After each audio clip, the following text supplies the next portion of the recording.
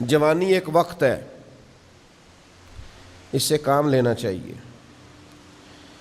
اس کو بہت سخت مصروف رکھنا چاہیے۔ جو لوگ جوانی لیٹ کے گزار دیتے ہیں ان کا مستقبل بھی لیٹ جاتا ہے۔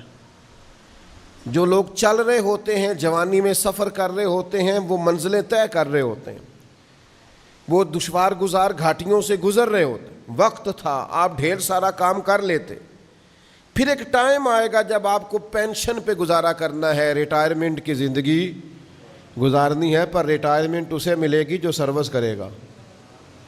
جو سروس ہی نہ کرے وہ ریٹائرمنٹ مانگے تو اس کا کوئی معنی نہیں ہے۔ عزیز دوست، وقت کی رفتار کو آپ سمجھیں۔ بہت سارے لوگ ایسے ہوتے ہیں جو وقت شناس نہیں ہوتے۔